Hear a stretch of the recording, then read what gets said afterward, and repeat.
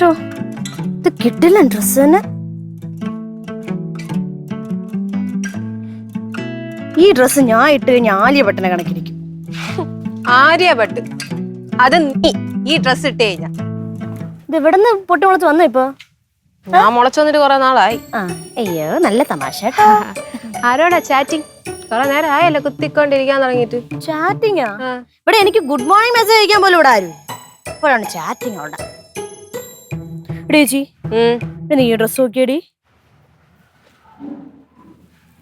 എങ്ങനെയുണ്ട്? കൊള്ളാലോ, അടിപൊളി. കിടല്ലേ? ആ ബുക്ക് ചെയ്യട്ടപ്പോ? ആര് പൈസ കൊടുക്കും? അത് അച്ഛനെ കൊണ്ട് കൊടുപ്പിക്കാം. ഇതിന്റെ വില എത്ര? ഇതിന്റെ വില 2500 അത്രേ ഉള്ളൂ. അത്രേ ഉള്ളൂ. എടി ഏത് കാലത്താണ് അച്ഛൻ 2500 രൂപയ്ക്ക് ഡ്രസ്സ് നമുക്ക് വാങ്ങിച്ചു തന്നിട്ടുള്ളത്? 1500 കൂടുതൽ ഏതെങ്കിലും ഡ്രസ്സ് നമുക്ക് വാങ്ങിച്ചു തന്നിട്ടുണ്ടോ? അതില്ല. അപ്പൊ ഇത്രയും വില കൂടിയ ഡ്രസ്സൊക്കെ ഇടാൻ നമ്മൾ എന്ത് ചെയ്യണം? അതിനി ഒറ്റ വഴിയേ ഉള്ളൂ, തയ്യൽ പഠിക്കണം. തയ്യൽ പഠിക്കാനാ? എടി തയ്യൽ പഠിച്ചു കഴിഞ്ഞാലേ നമുക്ക് ഇഷ്ടമുള്ള രീതിയിൽ ഏത് മോഡലിൽ വേണോ നമുക്ക് സ്റ്റിച്ച് ചെയ്തെടുക്കാം. പിന്നെ തുണി കുറഞ്ഞതാണോ കൂടിയതാണോ എന്നൊക്കെ ആരറിയാൻ പോണു. സ്റ്റിച്ചിങ് നന്നായി കഴിഞ്ഞാൽ അവിടെ ക്വാളിറ്റിക്ക് ഒരു ഇതും വരാൻ പോകുന്നില്ല. നല്ലൊരു ഐഡിയ ആണല്ലോ, ചിന്തിക്കാവുന്ന കാര്യമാണ് കേട്ടോ. എന്തോന്ന് തയ്യൽ പഠിക്കണേ?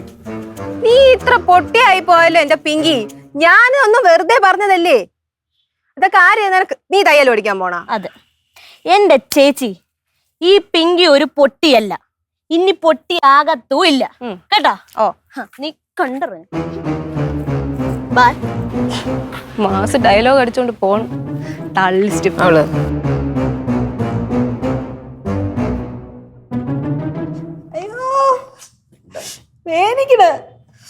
മണി, വേദന തുടങ്ങിയപ്പോഴേ ആശുപത്രി പോകാന്ന് പറഞ്ഞല്ലേ? അപ്പൊ പോയിരുന്നെങ്കിൽ ഇത്രയും വേദന ഇപ്പൊ അനുഭവിക്കണമായിരുന്നോ? അതെങ്ങനെ ആശുപത്രി പോകാന്ന് പറഞ്ഞാ അമ്മയും മക്കളും അമ്പിനും വില്ലിനും അടുക്കൂല. ഇങ്ങനെ നോൺ സ്റ്റോപ്പ് ആയിട്ട് വർത്തമാനം പറഞ്ഞോണ്ടിരിക്കണേ എനിക്ക് അല്ലെങ്കിൽ എനിക്ക് മൂഡ് പോയിരിക്കാണ്. വേദന കാരണം.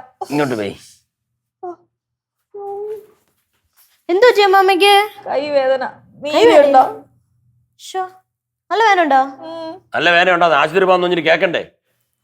അതങ്ങനെ അച്ഛന്റെ കാശ് ചെലവാന്ന് വിചാരിച്ചാണ് അമ്മ ആശുപത്രി പോകാതിരിക്കാം. അത് തന്നെ. ആശുപത്രി പോയി എത്ര രൂപ ചെലവെന്നറിയോ? അല്ലെങ്കിലും ഉള്ള പൈസയൊക്കെ ചെലവാക്കി കഴിഞ്ഞിട്ട് ബാക്കി ഒന്നുമില്ല. ആ ഉള്ളതിനെയും കൂടെ അവന്മാര് പിഴിഞ്ഞെടുക്കും. അമ്മ തുടക്കത്തിലേ ചികിത്സിച്ചു കഴിഞ്ഞാൽ പ്രശ്നമില്ല. പിന്നെ ആയി കഴിഞ്ഞാൽ സൂചി കൊണ്ട് എടുക്കേണ്ടത് തുമ്പ കൊണ്ട് എടുക്കേണ്ടി വരും. അങ്ങനെ പറഞ്ഞോളൂ മോളെ. പിന്നെ ഇതൊക്കെ ഇട്ടങ്ങ് മാറിക്കോളും കുറച്ചേരം കഴിയുമ്പോ. അമ്മ, അച്ഛന്റെ കഷ്ടപ്പാടൊക്കെ മാറ്റാൻ ഞാൻ ഒരു ഐഡിയ കണ്ടിട്ടുണ്ട്. എന്തോന്ന് ഐഡിയ? ഞാനൊരു ഡിസൈനർ ബുട്ടീക്ക് തുടങ്ങിയാലോ എന്ന് വിചാരിക്കാം. ഡിസൈനർ ബുട്ടീക്കോ? തയ്യക്കട പോലെ തന്നെ നമ്മള് ആൾക്കാരുടെ ഇഷ്ടത്തിനനുസരിച്ച് ഫാഷനബിൾ ആയിട്ട് ഡ്രസ്സ് വെച്ചു കൊടുക്കും, ഡിസൈൻ ചെയ്ത് കൊടുക്കും. ആര് ചെയ്യും? ഞാൻ ചെയ്യും. നിനക്ക് തയ്യലൊന്നും അറിഞ്ഞൂടല്ലോ, ഡിസൈനിങ് അറിഞ്ഞൂടോ? അത് യൂട്യൂബ് നോക്കി പഠിച്ചാ പോരെ. യൂട്യൂബിലാണെങ്കിൽ ഒരുപാട് ഇതിന്റെ ക്ലാസ്സസും കാര്യങ്ങളൊക്കെ ഉണ്ട്. അതാകുമ്പോ ഒരു കാശ് ചെലവില്ലാതെ നമുക്ക് പഠിക്കുകയും ചെയ്യാം, നല്ലൊരു തയ്യക്കാരി ആവുകയും ചെയ്യും. തയ്യക്കാരി ആയി കഴിഞ്ഞു കഴിഞ്ഞാൽ churidar, lehenga, choli blouse, bodycon dress, അങ്ങനെ കുറെ ഫാഷനബിൾ ഡ്രസ്സ് നമുക്ക് തയ്ക്കുകയും ചെയ്യാം. ഈ ഡ്രസ്സിന് വേണ്ടിയിട്ട് ആൾക്കാർ ഇവിടെ ക്യൂ നിൽക്കുകയും ചെയ്യും. ശരിയാണ്, തയ്യൽ മെഷീൻ സാധനങ്ങളൊക്കെ വാങ്ങിക്കേണ്ടതിന് വേണ്ടിട്ട്.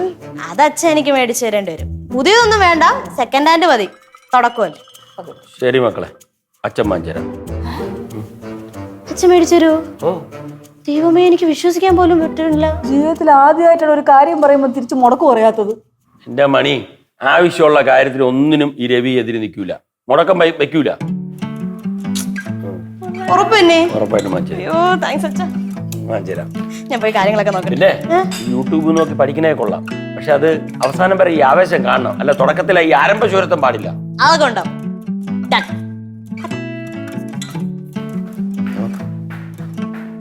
ഉത്സാഹം കണ്ടു.